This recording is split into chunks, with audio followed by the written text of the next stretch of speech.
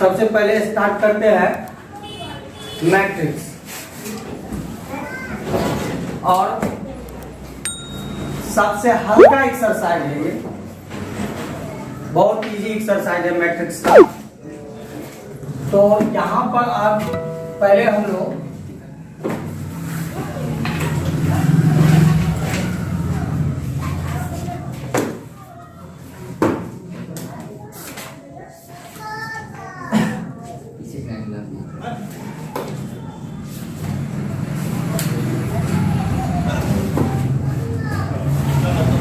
सबसे पहले हम लोग मैट्रिक्स का कुछ बेसिक कॉन्सेप्ट देखते हैं, जिससे हमारा मैट्रिक्स का सवाल बनेगा।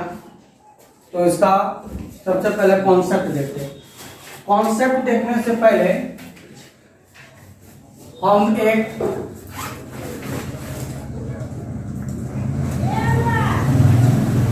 डिफिनीशन लिख देते हैं। लिखते हैं matrix is a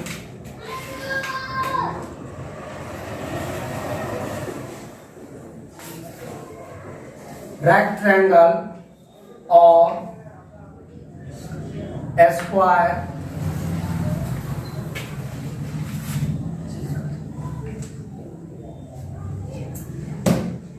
arrangement of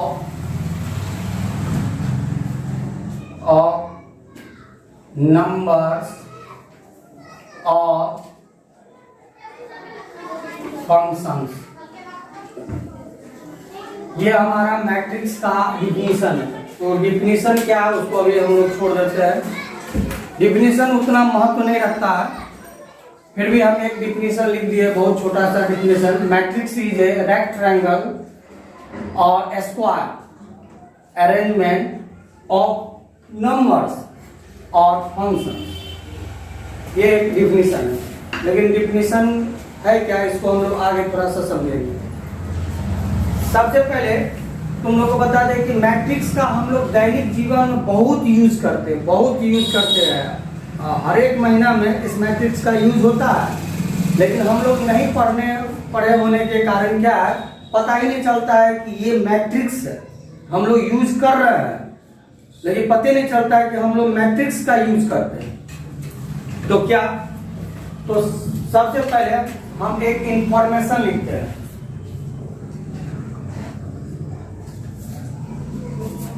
एक इंफॉर्मेशन लिखते हैं और ध्यान से समझो, नहीं समझ में आएगा तो बोलना। एक इंफॉर्मेशन लिखते हैं। अभी कुछ स्टूडेंट हो तो यहाँ पर अभी एक इंफॉर्मेशन लिखते हैं कि सपोज करो कि Mohan has 15 books and 2 pens. अर्थात मोहन के पास 15 गो बुक लाया है और 2 गो पेन लाया है, यानी 2 पेन और 15 गो बुक है उसके पास। समझ गए? अब एक दूसरा है ऋषि। ऋषि है 9 बुक्स एंड 4 पेन्स। ऋषि के पास 9 किताब और 4 पेन है। ठीक है, अब एक और ले लेते हैं गुलशन। गुलशन है 3 बुक्स एंड कुछ भी ले ले 5 पेन्स और एक छोटू छूट गया।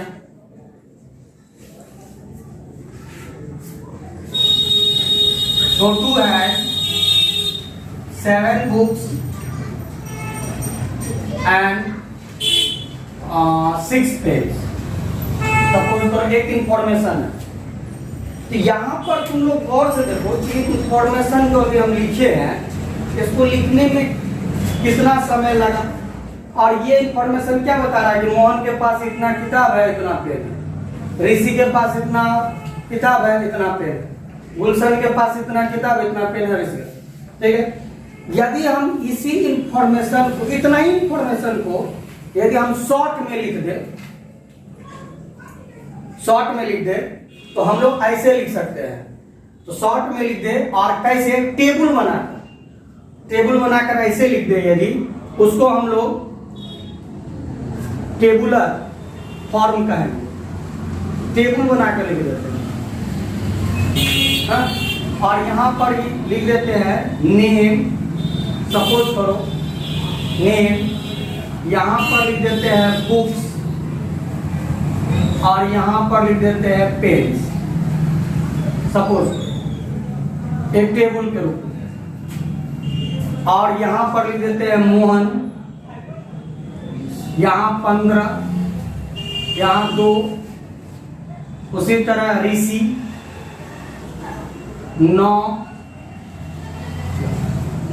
फिर गुलशन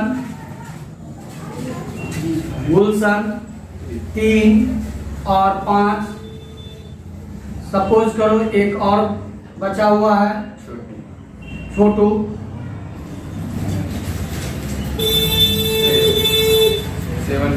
7 और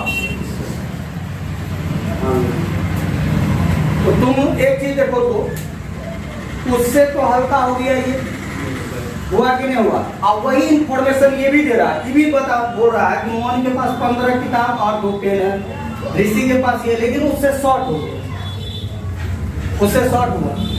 अब सवाल क्या है कि सर क्या इससे भी शॉर्ट हो सकता है? इससे शॉर्ट हो सकता है, इससे भी शॉर्ट हो सकता है। और अब इससे यदि हम शॉर्ट कर दिए तो वही हमारा मैट्रिक्स का, इससे भी शॉर्ट कर दिए तो हमारा अब मैट्रिक्स कहलाएगा। तो अब हम लोग लिखते हैं मैट्रिक्स फॉर्म में, मैट्रिक्स फॉर्म में, मैट्रिक्स फॉर्म में लिखते हैं। तो मैट्रिक्स फॉर्म में कैसे लिखते हैं?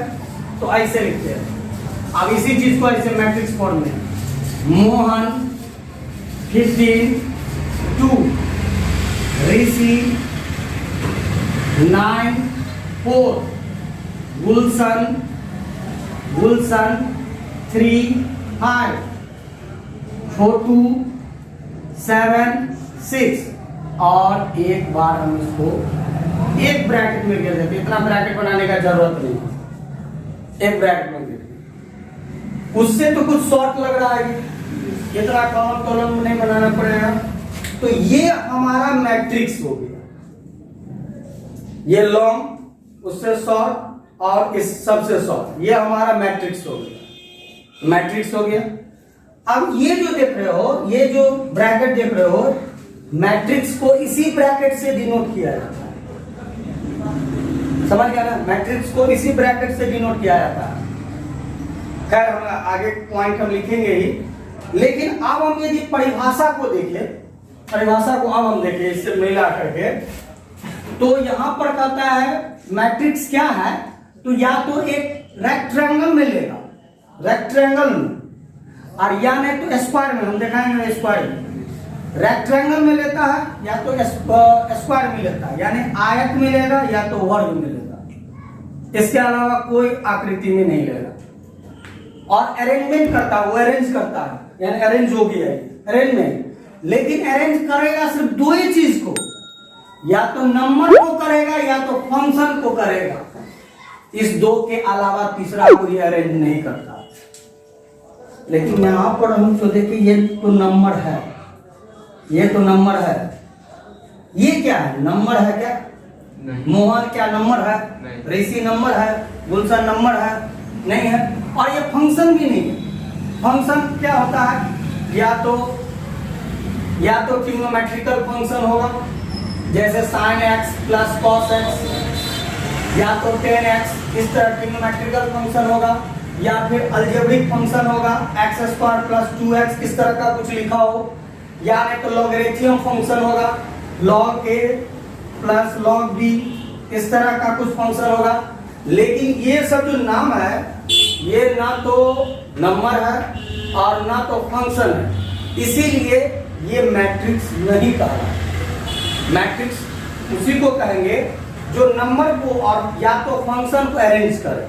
तो हम इसको यहां पर लिख सकते हैं, दिस इज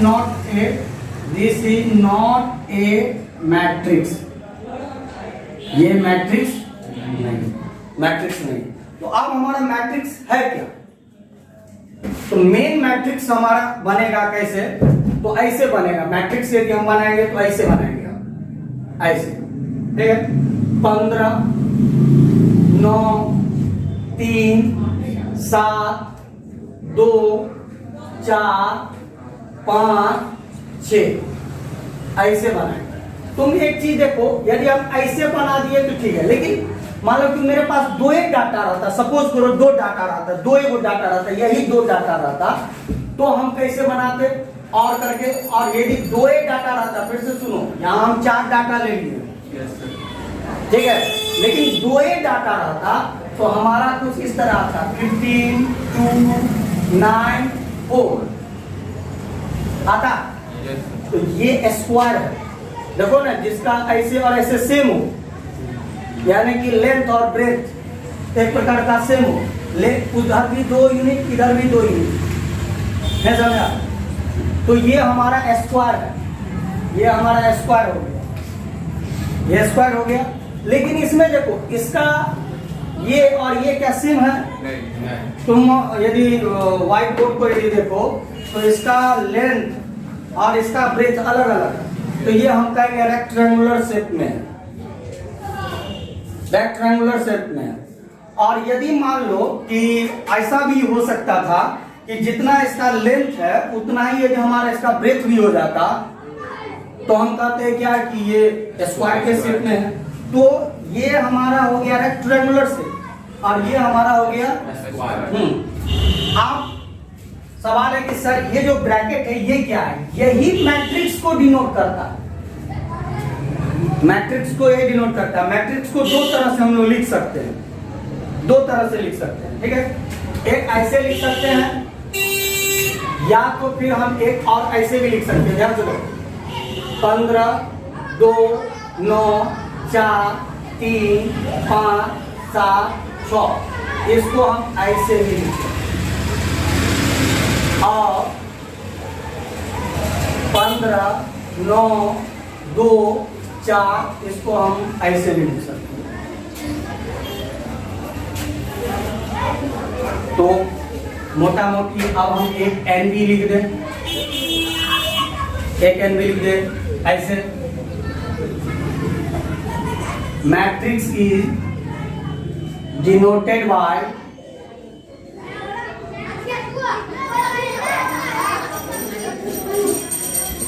ऐसे कह सकते हैं हम लोग। मैट्रिक्स को इस दोनों ब्रैकेट में से किसी भी ब्रैकेट से डिनोट कर सकते हैं।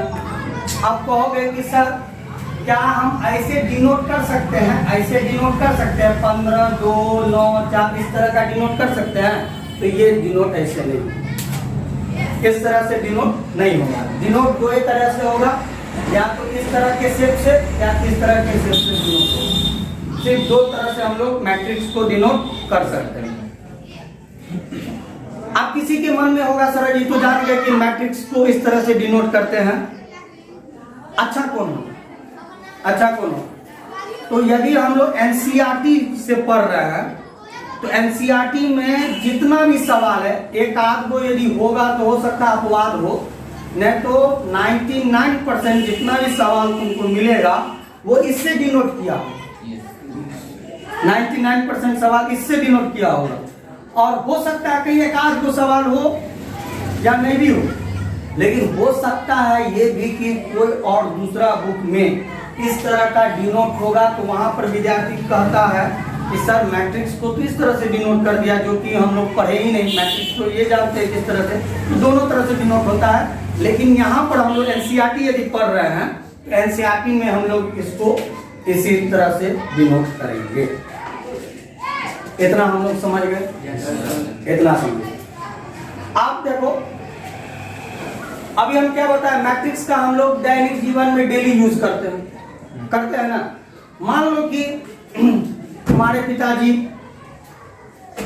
तुमको पैसा दिए 500 रुपये, सपोज तुम्हारे पिताजी तुमको पैसा दिए 500 रुपया और सामान का एक लिस्ट दे दिए, सामान का लिस्ट दे दिए, और तुम्हारे पिताजी थोड़ा सा घर के प्रति थोड़ा टाइट है, तो तुमको जो लिस्ट दिए, लिस्ट के मुताबिक तुम गया मार्केट से सामान खरीद करके लाया, और मान लेते हैं कि तुमको दिमाग पर याद नहीं रहता है कि हम कितना में खरीदे, तो फिर तुम अपने पिताजी को कहोगे ना 500 रुपया में इतना रुपया बचा है, तो तुम्हारे पिताजी तो कहेंगे ना ठीक है इतना रुपया बचा है, जो खर्च हुआ है उसका हिसाब हम हो रहा है, जो खर्च हुआ है उसका हिसाब बताओ। ऐसा होता है कि नहीं? हम लोग भी जाते हैं कभी कभार मार्केटिंग करने के लिए, किसी दूसरे का, अपने का रहता है तो कोई बात नहीं, किसी दूसरे का यदि करना रहता है, जैसे हाल में शादी विवाह में एक जगह गए थे तो उसका मार्केटिंग करने के लिए गए, तो उसके यहाँ आदमी बिजी जो था ना, तो वो हम ही को दे दिया कि जाइए ना थोड़ा सा, उसको तो हिसाब देना पड़ेगा ना कि भाई आपका जो सामान खरीदा है इतना इतना रुपया का है, तो वो क्या करेगा, किस तरह का लिखेगा, किस तरह का लिखेगा, ऐसे लिखेगा क्या? ठीक है, ये ऐसे लिखेगा ओनियन, ओनियन बाउट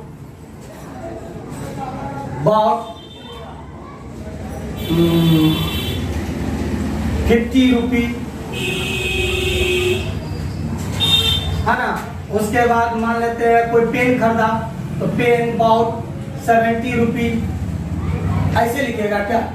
ऐसे नहीं लिखेगा, उसको क्या करेगा, इस तरह में लिख देगा, इस तरह।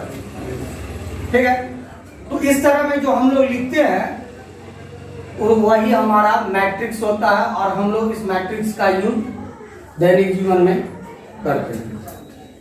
तो मैट्रिक्स के बारे में तो जान गए कि मैट्रिक्स को कैसे लिखा जाता है। तो मैट्रिक्स में याद रखना दो ही चीज का हम लोग यूज कर सकते हैं, या तो नंबर का यूज करेंगे या तो फंक्शन का यूज करेंगे, दोनों यूज होता है। लेकिन हाँ, ये नाम सबका यूज हम लोग मैट्रिक्स में नहीं करेंगे। इतना आप हम लोग जान गए।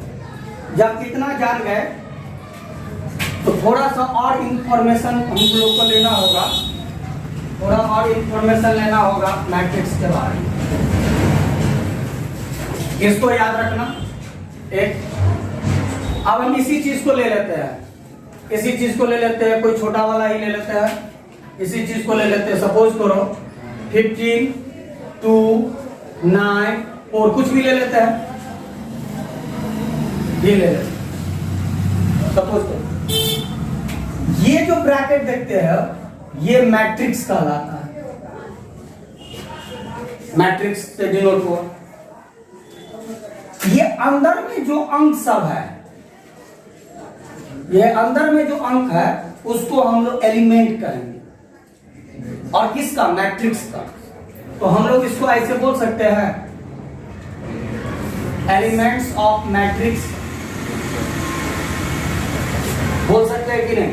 अच्छा, हर एक सवाल में क्या यही एलिमेंट रहेगा? नहीं, कुछ भी रहेगा।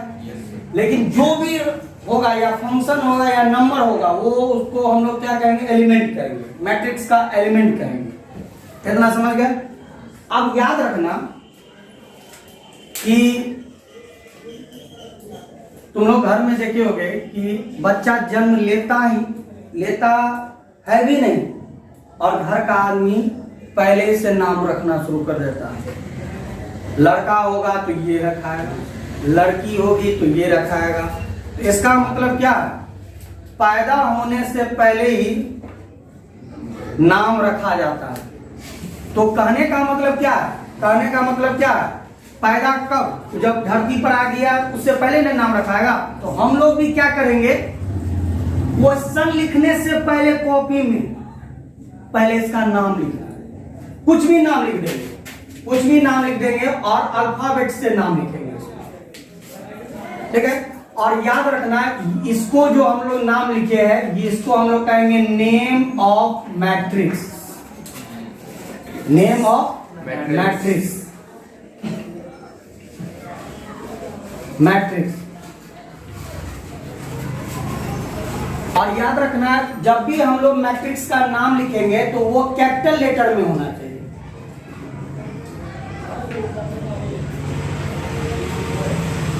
किसमें होना चाहिए?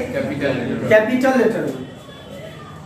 स्मॉल लेटर में नाम नहीं लिखेंगे। तो ये हमारा हो गया नेम ऑफ मैट्रिक्स। कुछ भी लिख सकते हो, capital B, capital C, capital D.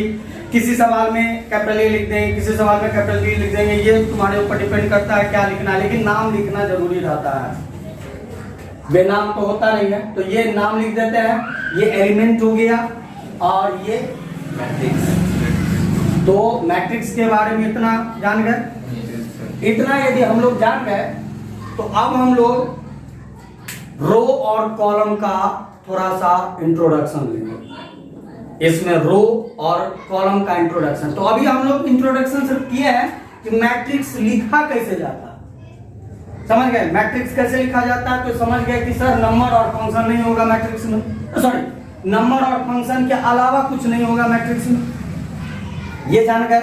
Number और फंक्शन के अलावा कुछ नहीं होगा।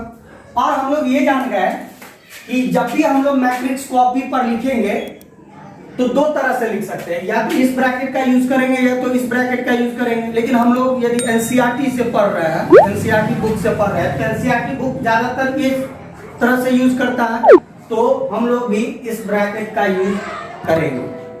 अब मैट्रिक्स लिखने का नियम हम तुम लोगों को बताया कि जब भी मैट्रिक्स लिखेंगे तो उसका मैट्रिक्स का एक नाम लिख देंगे। अंदर में जो अंक होगा, चाहे वो नंबर होगा चाहे फंक्शन होगा, उसको हम लोग एलिमेंट कहेंगे। जो ब्रैकेट है वो मैट्रिक्स को डिनोट करता है। तो इतना हम लोग समझे या नहीं समझे? इतना समझ गए? तो पहले इसको उतार लो और फिर हम लोग रो और कॉलम का जानकारी लेते हैं।